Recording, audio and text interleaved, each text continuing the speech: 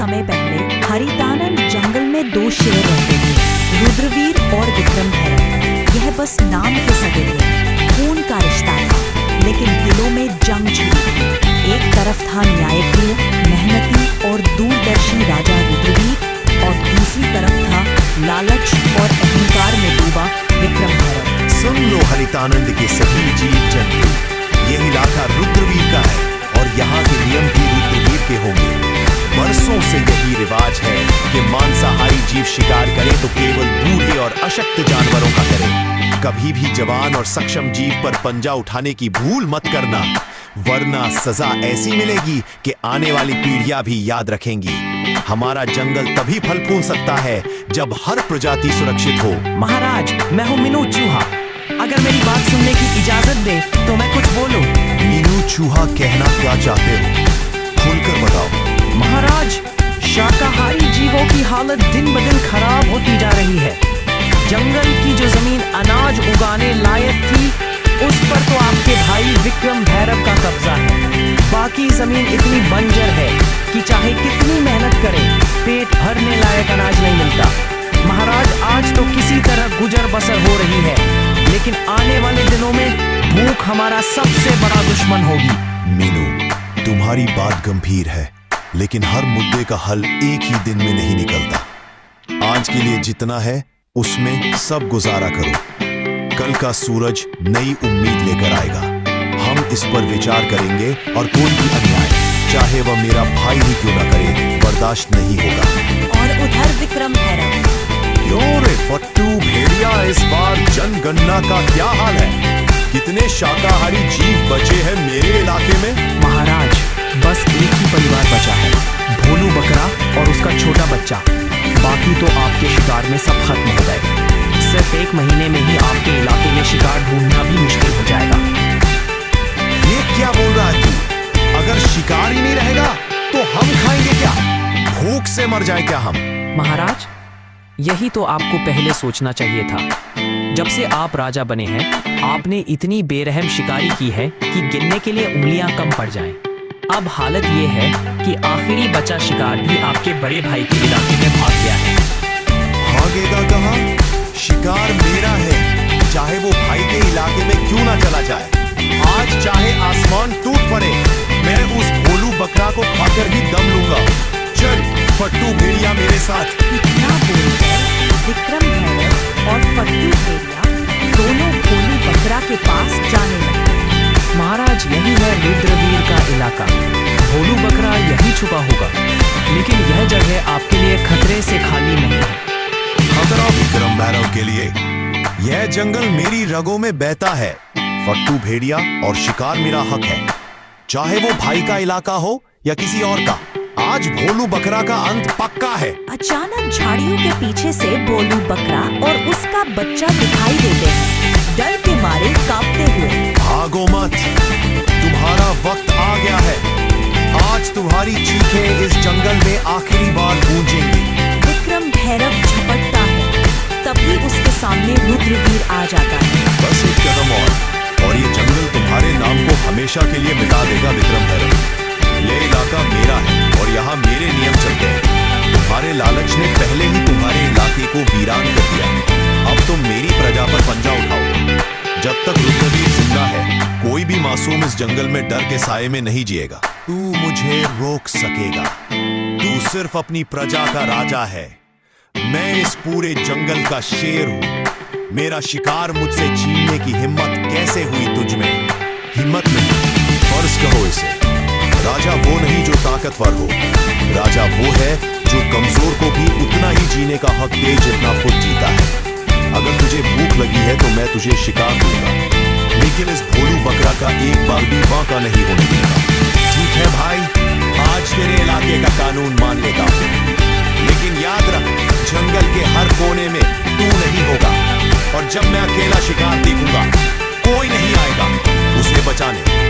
विक्रम भैरव मुड़कर चला जाता है। रुद्रवीर भोलू बकरे को और उसके बच्चे को अपनी सुरक्षा में लेकर जंगल के अंदर ले जाता है। रात का समय, विक्रम भैरव का अड्डा। आधा चांद आसमान में है, चारों ओर अंधेरा और ठंडी हवा।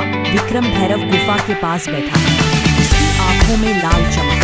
फट्टू भेड़िया पास में खड़ा है, डर और उत्सुकता के बीच। फट्टू भेड़िया, आज की हार मैं भूला नहीं। शेर खान ने सबके सामने मेरी इज्जत मिट्टी में मिला दी। लेकिन जंगल में ताकतवर वही नहीं होता जो सीधे पंजा मार दे। ताकतवर वो होता है जो दुश्मन के किले को अंदर से गिरा दे। महाराज, आपका क्या मतलब है? मतलब ये कि अब हम रुद्रवीर के इलाके में ऐसे बीज बोएंगे जो उसकी प्रजा को उसी के खिलाफ कर दे। हम पहले उसके जंगल में अराजकता फैलाएंगे, अनाज चुराएंगे, पानी के स्रोत गंदे करेंगे ताकि उसकी प्रजा भूखी और प्यासी हो जाए। फिर जब लोग उसके फैसलों से नाराज होंगे तो मैं आऊंगा उनके लिए मुक्तिदाता बनकर। इतना बोलकर विक्रम भैरव और फट्टू भेड़िया दोनों रात में रुद्रवीर के इलाके में चले जाते हैं और वहां जाकर तालाब में सड़ा हुआ मांस फेंक देते हैं और गुफा से अनाज को चुरा लेते हैं और फिर अपने जंगल वापस आ जाते हैं। तभी अगली सुबह महाराज, आज सुबह जब मैं सीमा की गश्त पर निकला तो मैंने कई जगह पैरों के निशान देखे। वह हमारे इलाके की नहीं है। ऐसा लगता है कि कोई रात के अंधेरे में आया, चोरी की और फिर वापस चला गया। ये सिर्फ पानी और अनाज की कमी का मामला नहीं है महाराज, ये किसी बड़े षड्यंत्र की शुरुआत है। मैंने अपने कानों से सुना है महाराज, पिछली रात पहाड़ी के पार कुछ अजनबी भेड़ियों की बातें हो रही थी। वे कह रहे थे जब भूख बढ़ेगी तो राजा पर शक खुद उसकी प्रजा करेगी। ये शब्द मुझे बेचैन कर रहे हैं। महाराज, हमें जल्दी कुछ करना होगा, वरना भूख और डर हमारी एकता को तोड़ देंगे। महाराज, मैं तो बस पानी लेने तालाब गया था, लेकिन वहां की हालत देखकर मेरा दिल बैठ गया। पानी में से सड़ी हुई बदबू आ रही है, मछलियां ऊपर तैर रही हैं। अगर ऐसे ही रहा तो ना हम पी पाएंगे ना फसल उगेगी। मुझे तो लगता है कि यह काम किसी अंदर के गद्दार का भी हो सकता है जो दुश्मन का साथ दे रहा है। महाराज, मैं आपसे एक बात साफ साफ कहूंगी, यह काम सीधा साधा नहीं है। यह योजना किसी ऐसे के दिमाग से निकली है जो हमें अंदर से कमजोर करना चाहता है। विक्रम भैरव के पंजे सीधे हमारे इलाके तक नहीं पहुंच सकते, लेकिन उसकी चालाकी जरूर पहुंच सकती है। अगर आप कहें तो मैं रात में गुप्त रूप से उसके इलाके में जाकर पता लगा सकती हूँ कि वो क्या साजिश रचा है। तुम सब मेरे परिवार हो और इस जंगल के रखवाले भी। विजय घोड़ा, तुम सीमाओं की चौकसी तो उन्हीं कर दो। बलवंत हाथी, तुम अपनी ताकत से पानी के तालाब को साफ करने में मदद करो। ढोलू गधा, तुम गांव-गांव घूमकर सबको हौसला दो ताकि डर फैले ना पाए। और लूना लोमड़ी, तुम मेरी आंख और कान बनकर विक्रम भैरव के इलाके में जाओ और सच लेकर लौटो। अगर विक्रम भैरव ने सच में यह वार किया है तो अगली लड़ाई जंगल की सबसे बड़ी लड़ाई होगी। सन्नाटे में लूना लोमड़ी रुद्रवीर के आदेश पर विक्रम भैरव के इलाके की ओर बढ़ रही थी। उसके हल्के हल्के कदम सूखी पत्तियों को भी आवाज नहीं करने देते थे। आज उसका हर सांस, हर नजर मौत के साए में थी। मुझे सावधान रहना होगा। विक्रम भैरव के इलाके में जरा सी आवाज भी मौत बुला सकती है, लेकिन सच जानना जरूरी है ताकि रुद्रवीर और हमारा जंगल बच सके। विक्रम भैरव का अड्डा गुफा के पास में। विक्रम भैरव और फट्टू भेड़िया धीमे स्वर में बातें कर रहे हैं। लूना लोमड़ी पेड़ के पीछे छुप जाती है। फट्टू भेड़िया पहला वार कामयाब रहा। रुद्रवीर की प्रजा भूखी और प्यासी है। अगला कदम यह होगा कि उनके बीच झगड़े करवाओ। अनाज और पानी के लिए लड़ाई होगी, तब मैं आऊंगा उन्हें बचाने के नाम पर। महाराज, लेकिन अगर रुद्रवीर को शक हो गया तो? शक से क्या होगा? जब तक उसके अपने लोग उस पर भरोसा खो देंगे वो कुछ नहीं कर पाएगा। याद रख फट्टू भेड़िया, शेर को हराने के लिए उसके पंजे नहीं, उसके दिल पर वार करो। लूना लोमड़ी यह सुनकर हैरान रह जाती है। उसके कान खड़े हो जाते हैं, लेकिन तभी पास में एक सूखी टहनी टूट जाती है और हल्की सी आवाज गूंजती है। महाराज, कुछ आवाज आई। कौन है वहाँ? लूना लोमड़ी तेजी से झाड़ियों में से निकलकर अंधेरे में गायब हो जाती है। और भेड़िया उसका पीछा करने की कोशिश करते हैं, लेकिन वो लोमड़ी की फुर्ती से बच निकलती है। और अगली सुबह, महाराज, मैंने सब सुन लिया। विक्रम भैरव हमारी प्रजा को आपसे अलग करना चाहता है। वो भूख, प्यास और झगड़े फैलाकर आपको कमजोर बनाना चाहता है और फिर खुद राजा बनना चाहता है। तो अब समय आ गया है विक्रम भैरव की चाल का जवाब उसी की चाल से देने का। हम उसकी सोच से तेज चलेंगे और जंगल को बचाने के लिए हर कीमत चुकाएंगे। लूना लोमड़ी की खबर ने पूरे दरबार में आग लगा दी। अब शेर खान के सामने सिर्फ एक रास्ता था, एक ऐसी योजना बनाना जिसमें रुद्रवीर की चाल नाकाम हो और जंगल की एकता वापस लौटे। सुनो मेरे साथियों, आज हम सिर्फ अपनी हुकूमत नहीं बल्कि पूरे जंगल का भविष्य बचाने जा रहे हैं। विक्रम भैरव ने सोचा कि वो भूख और डर फैलाकर हमें तोड़ देगा, लेकिन वह भूल गया कि एकजुट जंगल को कोई नहीं तोड़ सकता। विजय घोड़ा, तुम्हारी रफ्तार पूरे जंगल में सबसे तेज है।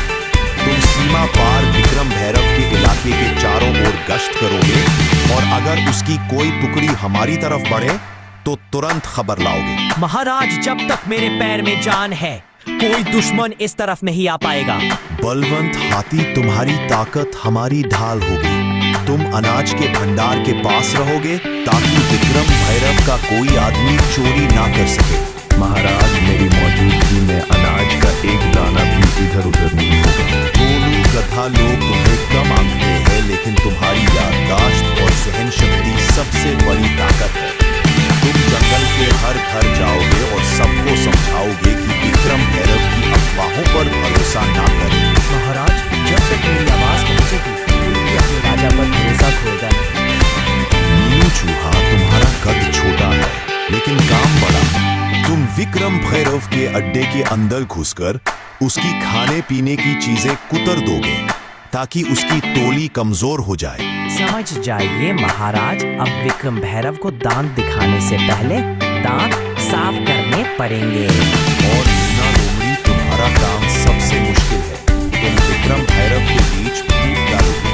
फट्टू भेड़िए को यकीन दिलाओ कि विक्रम भैरव उसे धोखा देने वाला है और जब उनके बीच लड़ाई होगी हम पार करेंगे। महाराज, विक्रम भैरव को नहीं पता कि खेल अभी शुरू हुआ। योजना बन चुकी थी। अब ये सिर्फ ताकत की लड़ाई नहीं थी, ये थी दिमाग, हिम्मत और एकता की परीक्षा। जंगल की सांसें तेज हो चुकी थी क्योंकि विक्रम भैरव को खबर तक नहीं थी कि रुद्रवीर ने मोर्चा संभाल लिया है।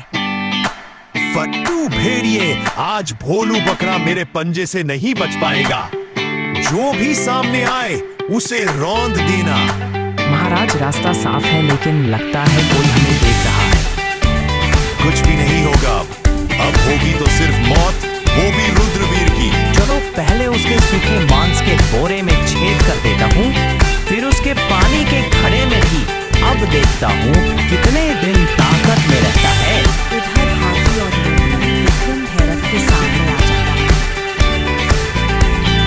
रास्ता बंद है। अगर एक कदम भी आगे बढ़ाया तो सीधा आसमान में उछाल दूंगा। मेरे रास्ते से हट जा हाथी, वरना तेरे कान फाड़ दूंगा। कोशिश करके देख ले। हाँ हाँ फट्टू भेड़िए, सुना है विक्रम भैरव तुम्हारे हिस्से का शिकार खुद खाने वाला है। तुम उसके लिए सिर्फ नौकर हो। क्या वो मुझे धोखा देगा? सोच ले, अभी भोलू बकरा तेरे पंजे में आ सकता है, वरना विक्रम भैरव सब खा जाए। महाराज, विक्रम भैरव जंगल में प्रवेश कर चुका है। जल्दी चलिए महाराज।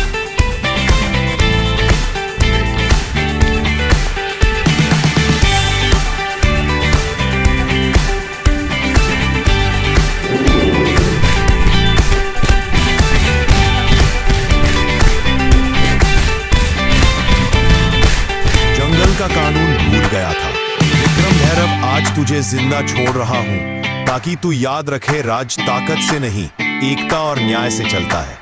रुद्रवीर, तूने मुझे जिंदा छोड़कर गलती की। अब मैं जंगल का राजा नहीं, जंगल का साया बनूंगा और तुझे वही खत्म करूंगा जहां तू सोच भी नहीं सकता। विक्रम भैरव, तेरा साथ देकर मैंने कुछ नहीं पाया। अब मैं रुद्रवीर महाराज के पास जा रहा हूँ। छापट्टू भेड़िया पर याद रख, विक्रम भैरव की छाया से कोई नहीं बचता। मैं फिर लौट कर आऊंगा।